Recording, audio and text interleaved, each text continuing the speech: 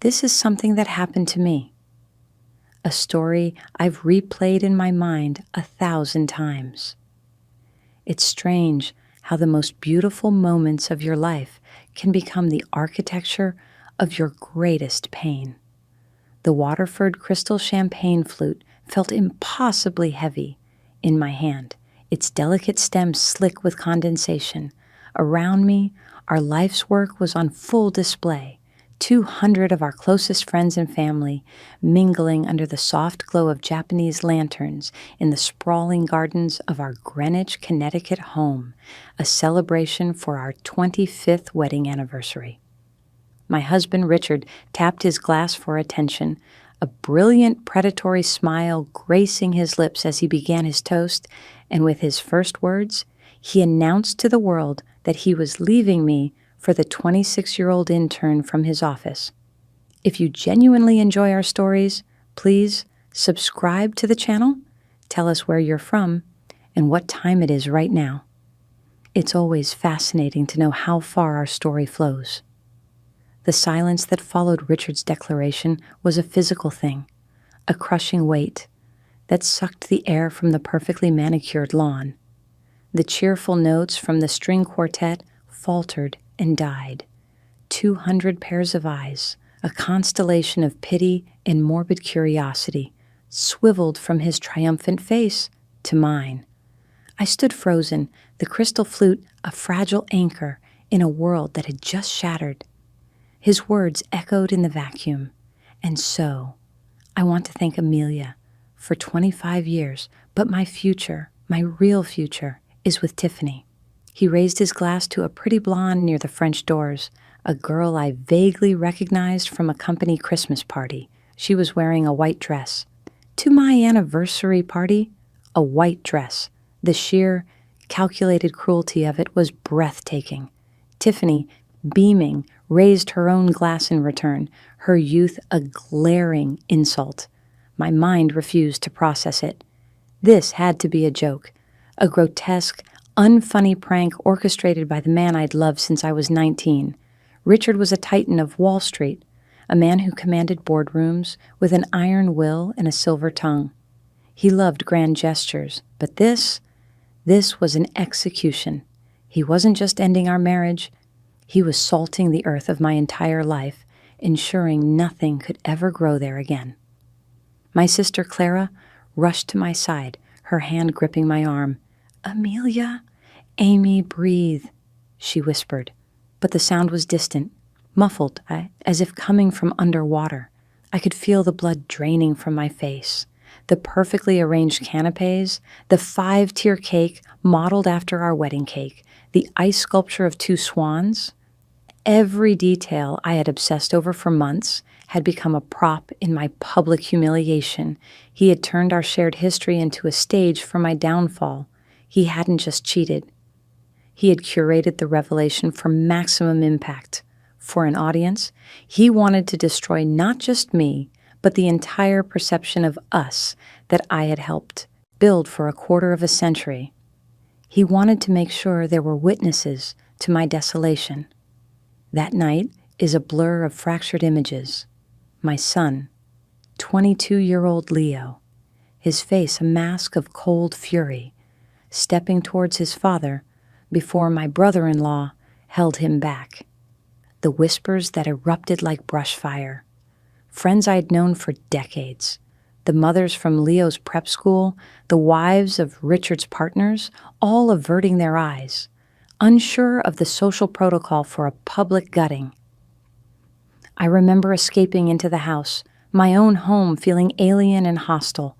I locked myself in the master bathroom, the one with the Calcutta marble and the heated floors, and slid down the cool tile, the silk of my anniversary gown pooling around me like a shroud. The sound of my own ragged breaths was the only thing I could hear over the ringing in my ears. For 25 years, my identity had been Amelia, Richard's wife. I had been the perfect corporate spouse. I hosted the fundraisers, charmed the clients, raised our son, managed our homes in Greenwich and the Hamptons. I had sublimated my own ambitions, my own degree in art history, my own life, to fuel his ascent.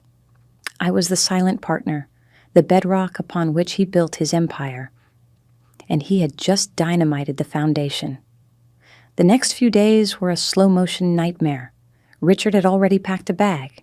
He moved into a suite at the Delamar Hotel on the harbor, his exit as swift and efficient as one of his corporate takeovers. He communicated only through his lawyer, a piranha named Marcus Thorne, whose firm, coincidentally, was on a multi-million-dollar retainer with Richard's investment bank. The first letter arrived via courier. It was a formal notice to vacate the premises.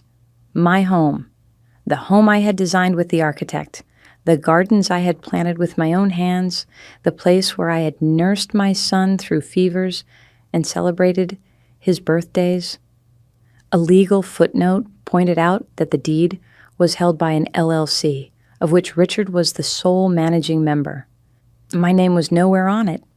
It was the first of many such discoveries. I began to realize, a guest in my own life. My initial response was paralysis. I was a ghost haunting the hallways of my 10,000 square foot prison. The pitying calls from friends went to voicemail. The housekeeper, a woman who had been with us for 15 years, moved around me with a quiet reverence usually reserved for the bereaved. I felt weak, foolish, and utterly, profoundly naive. I had trusted him. I had trusted the partnership. I had never bothered with the details of our finances, the intricate web of LLCs and holding companies he'd always told me was just for tax efficiency. He handled the money. I handled the life. That was our arrangement. And now I was seeing the devastating cost of my complacency. He had designed our life as meticulously as he designed a hostile takeover, and he had built himself all the escape hatches. The turning point, the moment the ice in my veins began to thaw and refreeze into something harder, sharper, came about 2 weeks after the party. A second letter arrived from Marcus Thorne. It was a preliminary divorce settlement offer. It was insulting. He offered me a lump sum that amounted to a rounding error in his vast fortune and a small condo in Stamford.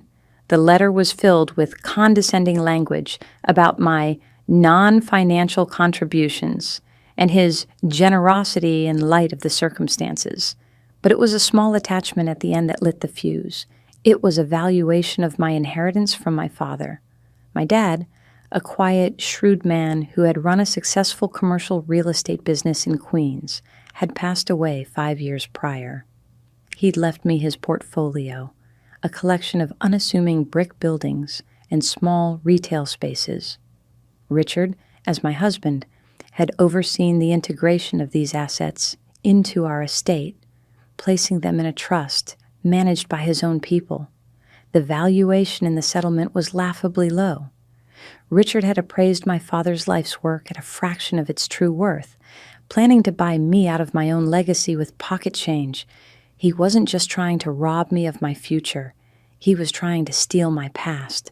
He was trying to erase my father. Something inside me snapped. The grief and humiliation curdled into a cold, diamond-hard rage. The woman who cried on the bathroom floor was gone. In her place was the daughter of Daniel Petrov, a man who came to this country with nothing and built an empire brick by brick. A man who taught me to read a blueprint before I could read a novel, who told me, never let a man tell you the value of what's yours. And I had let Richard do just that, no more. I deleted the 200 unanswered voicemails. I took a shower and put on a real suit. I walked into the library, to the mahogany desk where Richard conducted his business, and I began to fight back. I didn't know the first thing about corporate law or forensic accounting, but I knew my father, and I knew he had been smarter than Richard gave him credit for. Deep in his old roll-top desk, in a hidden compartment I discovered as a child, was a leather-bound ledger and a single old-fashioned key. I didn't know what they were for, but my father had told me years ago, Amy, If you're ever in real trouble, the kind of trouble a man puts you in, start here. The time had come. The key, I soon discovered, was for a safe deposit box at a small independent bank in Astoria, Queens. A bank Richard had never heard of. It was time to find out what my father had left me. It was time to learn the value of what was mine. Richard had started a war, but he had underestimated his enemy. He had forgotten who my father was, and he had no idea who I was about to become. He thought he was untouchable. He would soon learn that everyone has a foundation. And I was about to bring his crashing down. The trip to Astoria felt like crossing into another dimension. I drove my Range Rover, a vehicle that screamed Greenwich, through the familiar gritty streets of my childhood.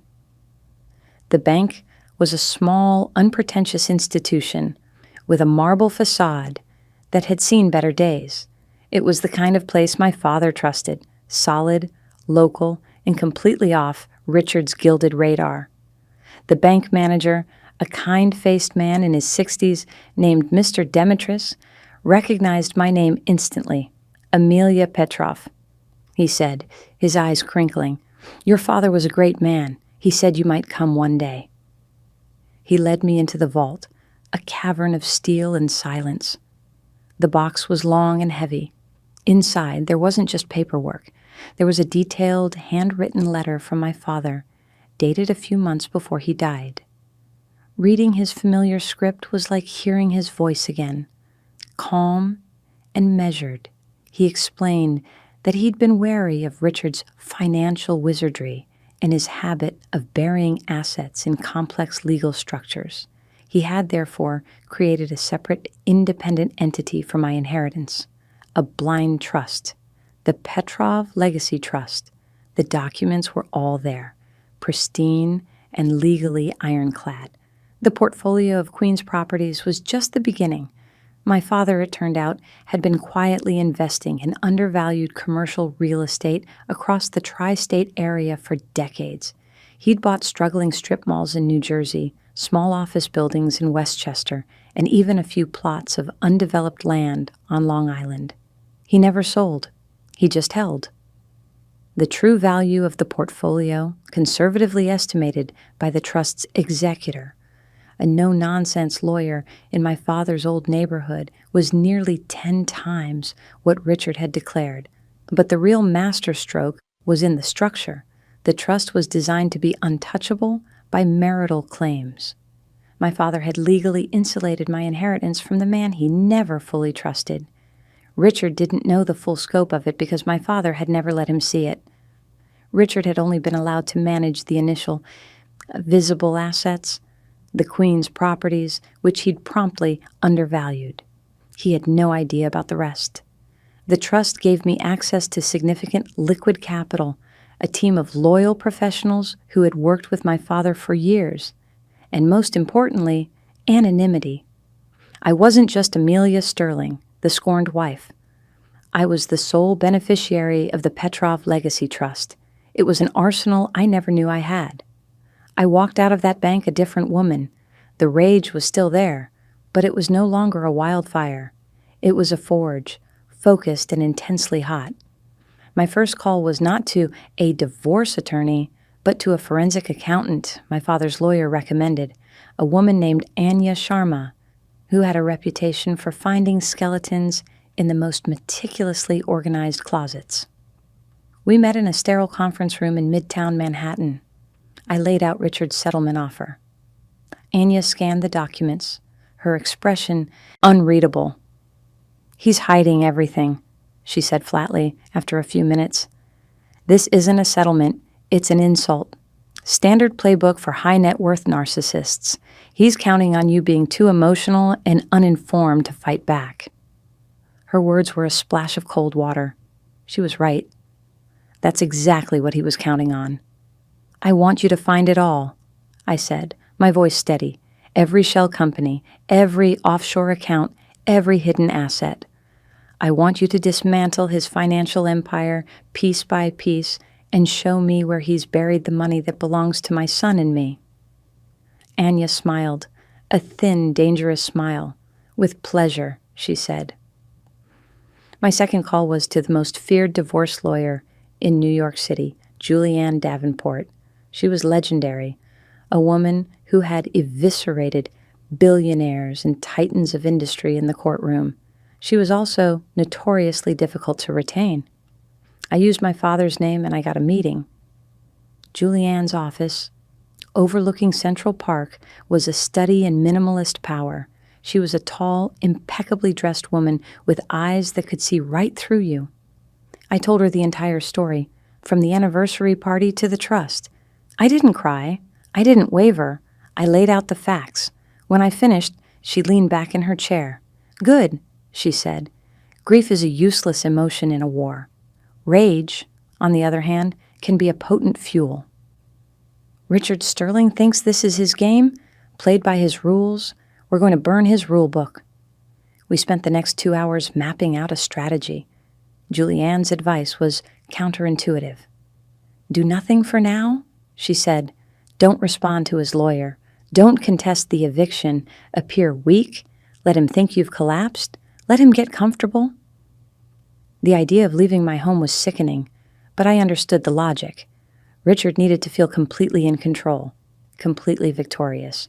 His arrogance was his greatest vulnerability, and we were going to exploit it. So, I played the part of the broken woman. I packed my things, moving into a small, furnished apartment in White Plains that the trust discreetly rented for me. I let my friends' pitying calls go unanswered. I let the Greenwich gossip mill churn with stories of my pathetic decline. Richard, meanwhile, was living his best life. He and Tiffany were the new darlings of the social circuit. They were photographed at galas, sailing on the Sound, dining at Liscao. They were building their new life on the ashes of mine. I followed their exploits through the society pages and on Tiffany's painfully public Instagram account. She posted endless photos of their glamorous life, champagne brunches, luxury vacations, and shopping sprees on Fifth Avenue. One post, in particular, caught my eye. It was a picture of Tiffany standing in front of a magnificent, ivy-covered stone manor on a quiet, tree-lined street in Greenwich, not far from our old home. The caption read, "Dream house, hunting with my love, soon to be our forever home." Power couple, check new beginnings. A cold knot formed in my stomach. I recognized that house. It was the old Holloway estate, a historic property that had been on the market for years. It was a landmark, a statement house. Of course, that's what Richard would want. A trophy house for his trophy girlfriend. I sent the listing to my father's real estate agent, a man named George, who was now loyal to me. "Find out everything you can about this," I told him. "Who is the seller's agent? What's the asking price? And is there an offer on the table?" George called me back the next day. "There's a cash offer, well over asking, from an LLC based in Delaware," he said. "It's Richard Sterling's. They're in the final stages of negotiation, set to close in 60 days. A plan began to form in my mind, a beautiful, terrible idea. It was audacious, it was risky, and it was perfect. "George," I said, my heart starting to pound, "I want you to make a counteroffer on that house. I want you to use a new LLC from my father's trust. I want it to be all cash, 20% over Richard's offer with no contingencies and a 10-day close. I want you to make them an offer they can't possibly refuse." George was silent for a moment, then he chuckled. "Your father would be so proud," he said. "Consider it done." The game had just changed. Richard was busy building his new kingdom, but he had no idea he was about to sign a lease with the queen he had just dethroned. I was going to become his landlord. The 10 days that followed were the most nerve-wracking of my life. Every morning I woke up with a knot of anxiety in my stomach, and every night I went to sleep replaying the 1,000 things that could go wrong. George, my real estate agent, was a master of his craft. He created a new LLC with a deliberately opaque name, Northwood Property Ventures, and submitted the offer. The seller's agent, enticed by the massive premium and the promise of a lightning-fast all-cash closing, immediately took our offer to the homeowner.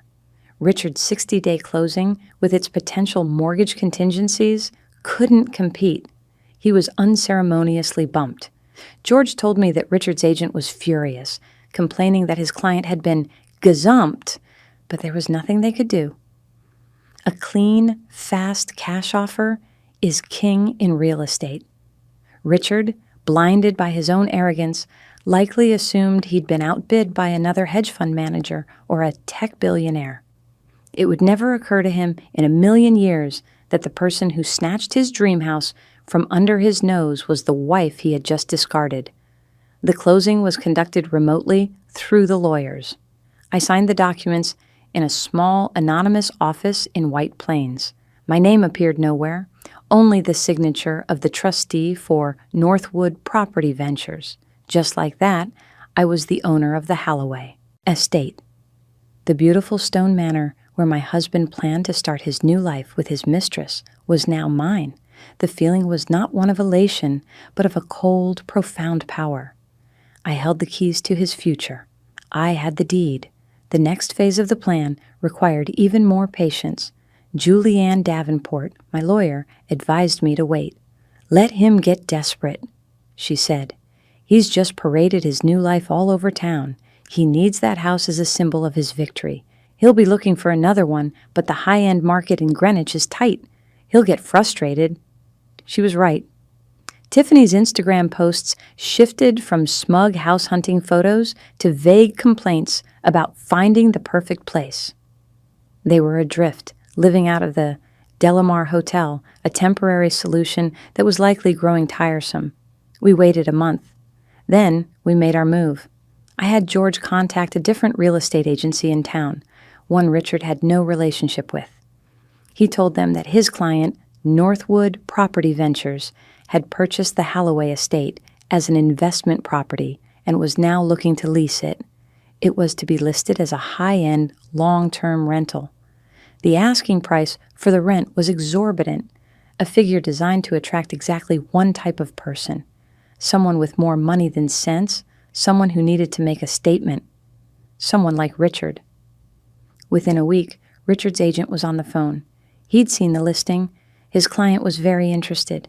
They wanted to see the property immediately. I was tempted to be there myself, to hide in a closet and watch his face as he walked through the house that was, unknowingly, mine. But Julianne forbade it. "Anonymity is your weapon," she reminded me. "You are a ghost, a corporation. You are nowhere and everywhere."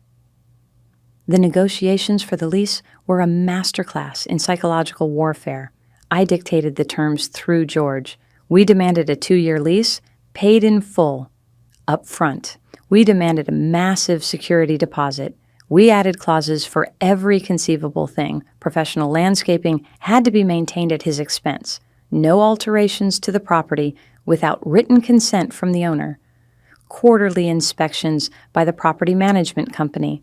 The lease was a 20-page document filled with ironclad stipulations designed to give the landlord, me, absolute control. Richard's lawyer pushed back, calling the terms unheard of. We didn't budge.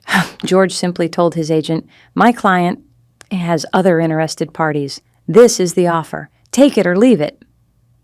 Richard was trapped. He had publicly committed to a new life, a new home. Backing down would be a social embarrassment, so he blinked. He signed the lease. He wired over 2 years of rent, plus the security deposit, a sum well into the 7 figures, directly into the bank account of my LLC. My cheating husband had just paid me a fortune to live in my own house. The sheer, beautiful irony of it was dizzying. I had taken the first piece off the chessboard.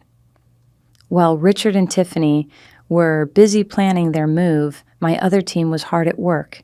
Anya, my forensic accountant, was deep in the labyrinth of Richard's finances. She worked silently, methodically, following the money. She uncovered a complex network of offshore accounts in the Cayman Islands, shell corporations registered in Delaware, and undeclared assets scattered across the globe. He had been systematically bleeding their marital assets for over a decade, siphoning off bonuses and stock options into accounts that bore only his name. He was building a separate, secret fortune, all while I was planning dinner parties and managing PTA fundraisers. The scale of his betrayal was far greater than I had ever imagined. He hadn't just planned to leave me. He had planned to leave me with nothing, erasing my 25 years of partnership as if it never existed. Anya compiled a mountain of evidence: wire transfers, encrypted emails, hidden ledgers. It was a stunning portrait of financial fraud and deceit. This evidence was our atomic bomb, and Julianne was deciding the perfect moment to detonate it. The day Richard and Tiffany moved into the Holloway estate, I drove past slowly, my windows tinted. I saw the moving trucks, the boxes, the flurry of activity. I saw Tiffany directing the movers with a theatrical wave of her hand, already playing the lady of the manor. I saw Richard standing on the porch, a smug, proprietary look on his face as he surveyed his new domain. His kingdom, my property. I felt a chill run down my spine, a mixture of disgust and grim satisfaction. Let him get comfortable. Let him put down roots. Let him believe he had won. Every piece of furniture they unpacked, every painting they hung on the walls, was done at my pleasure. Every night they slept under that roof, they were doing so as my tenants. The power had shifted so completely, so silently. He hadn't even felt the ground move beneath his feet. I spent the next few months living a quiet, disciplined life. I met with Anya and Julianne weekly, tracking the progress of our case. I started taking business classes at a local college, learning about contract law and asset management. I began to actively manage my father's trust, learning the intricacies of the portfolio he had left me. The woman who didn't know the name of her husband's lawyer was now conversant in the language of depositions and subpoenas. The fog of grief had lifted, replaced by a crystalline clarity. I wasn't just seeking revenge anymore. I was reclaiming my life. Our first act as his landlord was small, almost petty. The lease stipulated that all landscaping changes required prior written approval. Tiffany, in her infinite wisdom, decided to rip out a row of 100-year-old boxwood hedges to plant a gaudy rose garden. Our property manager, a stern, unsmiling woman I'd hired specifically for this purpose, was there for a routine inspection the next day. A week later, Richard received a bill for $20,000 to replace the heritage hedges, along with a formal notice of his first lease violation. His lawyer called, sputtering with outrage. We simply sent back a copy of the lease he had signed, the specific clause highlighted. He paid the bill. 2 more violations followed in the next month: an unapproved party that violated the neighborhood noise ordinance and an unauthorized installation of a satellite dish on the historic slate roof. Each time, a formal notice was sent. A fine was levied. He was being slowly, methodically bled by 1,000 paper cuts, all perfectly legal, all by the book. He was an infuriated tenant, trapped in a gilded cage of his own making, and he still had no idea who was holding the key. Anya's work was nearly complete. We had a complete map of Richard's hidden financial world. The divorce proceedings were about to enter the discovery phase. It was almost time. The chilling resolution I had dreamed of was finally within reach. The stage was set for the final act. The discovery phase of a divorce is where all the cards are supposed to be laid on the table. Both parties are legally required to provide a full, transparent accounting of their assets. Richard, true to form, submitted a document that was a work of fiction. He listed his salary, his declared bonuses, and the Greenwich house I had already vacated. He included the laughably low valuation of my father's initial properties. He painted himself as a man of significant, but not astronomical wealth. His hidden empire remained hidden. This was exactly what Julianne Davenport had been waiting for. In a sterile, wood-paneled conference room at her law firm, we sat across a long, polished table from Richard and his lawyer, Marcus Thorne. Richard looked bored and impatient, as if the whole affair was a tedious inconvenience. He smirked at me, a look of condescending pity. He still saw me as the clueless wife he'd left behind. Julianne began calmly, "Mr. Sterling, we have reviewed your financial disclosures, and we find them to be incomplete." Marcus Thorne bristled. "My client has made a full and fair disclosure, Julianne. Let's not waste time with fishing expeditions." "This is not a fishing expedition, Marcus," Julianne replied, her voice dropping to a dangerously quiet tone. She slid a thick binder across the table. "This is the catch." She opened it. The first page was a detailed chart, a spiderweb of LLCs and offshore accounts, all leading back to Richard. Anya had titled it, "The Sterling Shadow Portfolio." Richard's face went pale. He leaned forward, his eyes scanning the page, a flicker of panic in his eyes. He saw the names of his Cayman Island accounts, the holding companies in Nevis, the secret investments he thought were untraceable. "Where did you get this?" he stammered, looking from the document to me. For the first time, he looked at me, not with pity, but with a dawning horror. I met his gaze and held it, my expression a perfect, calm blank. For the next hour, Julianne walked them through the binder, page by devastating page. Anya had found everything, the wire transfers, diverting his bonuses before they ever hit their joint accounts, the emails to his offshore bankers, the evidence that he had created a fraudulent valuation of my father's trust. She had even found proof that he'd been using corporate funds to pay for Tiffany's apartment, her car, and their lavish vacations, disguising them as business expenses. It was a symphony of fraud.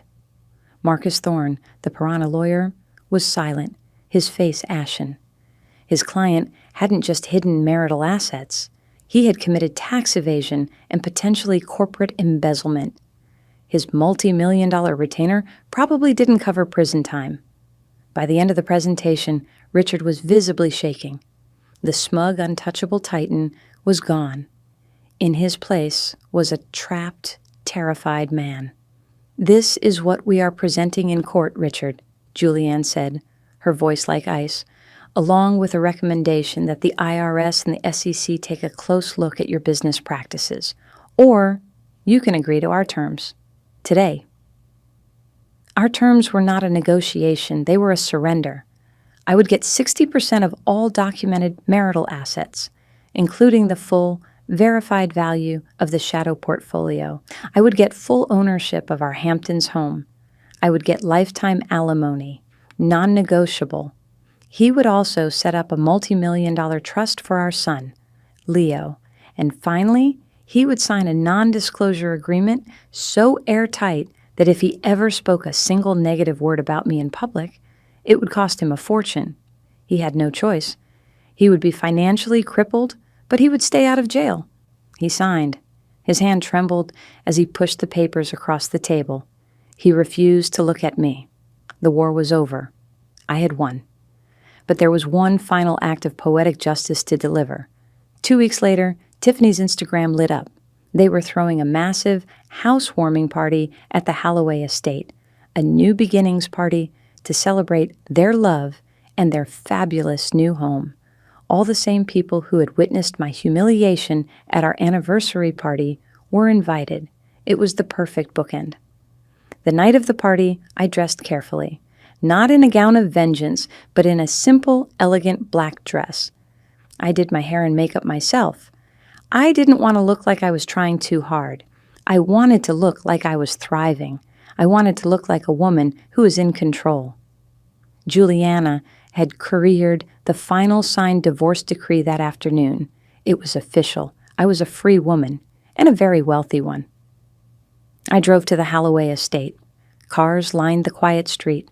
Music and laughter spilled from the open windows.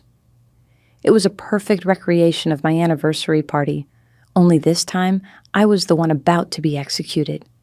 I walked up the stone path, an envelope in my hand. I didn't knock. I was the owner. I didn't need to. I walked straight through the front door. The music stuttered to a halt as people saw me. A wave of silence radiated out from the foyer. Richard and Tiffany were standing by the grand fireplace, holding court. When Richard saw me, the color drained from his face. He looked like he'd seen a ghost. "Amelia," he breathed, his voice barely a whisper, "what are you doing here?" I smiled, a small, calm smile. I walked directly towards him, the crowd parting before me as if I were royalty. I stopped in front of him and Tiffany, whose face was a mask of confusion and outrage. "Richard," I said, my voice clear and steady, loud enough for everyone to hear, "I believe this is yours."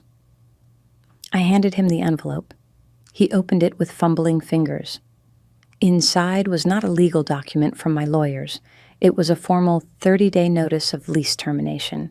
It stated that the owner, Northwood Property Ventures, was exercising its right to terminate the tenancy and would be taking immediate possession of the property. He stared at the paper, his mind clearly unable to process what it meant. "What is this? Northwood? Who is Northwood Property Ventures?" Tiffany looked at him, then at me. "Get her out of our house," she screeched. I turned my calm smile on her. "That's where you're mistaken, dear," I said softly. "It's not your house." I looked back at Richard, who was now staring at me, a horrifying understanding dawning in his eyes.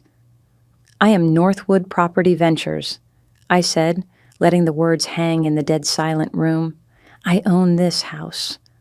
I own the ground you stand on. You have been my tenant, and your lease is now terminated. You have 30 days to vacate my property." The collective gasp from the assembled guests was everything I had imagined. The humiliation, the shock, the public exposure. It was my anniversary party, played in reverse. I was no longer the victim. I was the victor. I saw the ruin in his eyes, the utter demolition of his ego. I had taken his money, I had taken his pride, and now I had taken his home, the very symbol of his new life. He had nothing left. I didn't wait for a response. I turned, without another word, and walked out the front door, leaving behind the wreckage of the life he had tried to build on my grave. Months have passed. I live in the Holloway estate now. The gaudy rose garden Tiffany planted is gone, replaced by the quiet, elegant boxwood hedges I had reinstalled. The house is peaceful, filled not with ghosts of the past, but with the quiet hum of my own future. Richard is a pariah. The scandal of the divorce, coupled with the rumors of an SEC investigation, shattered his career. He and Tiffany downsized to a condo in Stamford. Ironically, the very fate he had planned for me. I see him sometimes around town. He looks older, smaller, a ghost of the titan he once was. He never meets my eye. My son, Leo, is thriving, secure in the knowledge that his future is protected. I spend my days managing my father's legacy, building it into something bigger, something that is truly my own. I often sit on the grand stone terrace in the evenings, looking out over the manicured lawns that are mine, living in the house that was the centerpiece of my revenge.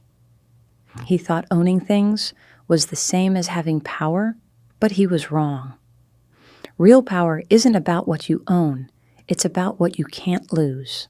The end. Chat.